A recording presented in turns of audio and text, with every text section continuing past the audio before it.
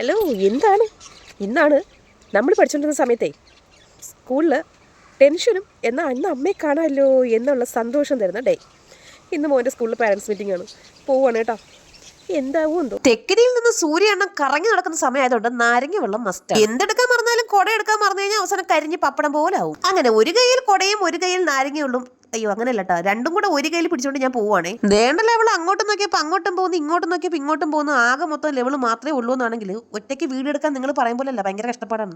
എന്റെ പ്രാക്ക് മുഴുവൻ വാരിക്കൂട്ടി വെക്കണ്ടെന്ന് വിചാരിച്ചിട്ടാണെന്ന് അറിയാൻ വയ്യ. സൂര്യണ്ണ ഇച്ചിരി ഒന്ന് തണുത്ത് ഇപ്പുണ്ട്.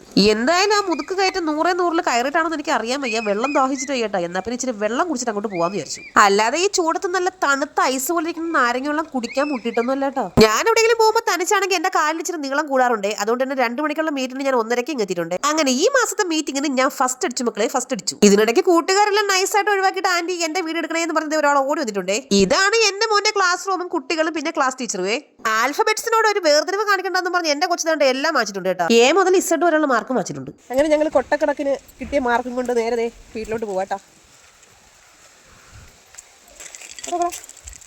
വീട്ടിൽ വന്നിട്ട് ശീതുട്ടി കാണാനില്ലല്ലോ എന്ന് പറഞ്ഞ് നോക്കിയപ്പോൾ ദേണ്ട ഒരാൾ ഒളിച്ചേ കണ്ടേ കളിക്കുന്നു. പിന്നെ വൈകുന്നേരം ആയപ്പോൾ ഞാൻ ഈ ഗ്ലാസിന്റെ കെറ്റിൽ ചായ തൂക്കി എങ്ങോട്ടാണെന്ന് വെച്ചാൽ ഒരു കട്ടൻ ചായ കുടിക്കാൻ ഒരു മോഹം. ഈ ഗ്ലാസ് കെറ്റിൽ ഗ്യാസിൽ വെച്ചിട്ട് ചായ ഇട്ടപ്പോൾ ഒരുപാട് പേര് പറഞ്ഞു അയ്യോ പേടിയാവുന്ന കണ്ടിട്ടെന്ന്. പേടിക്കണ്ടോ, ഇത് പൊട്ടുന്ന ഗ്ലാസ് ഒന്നും അല്ലേ.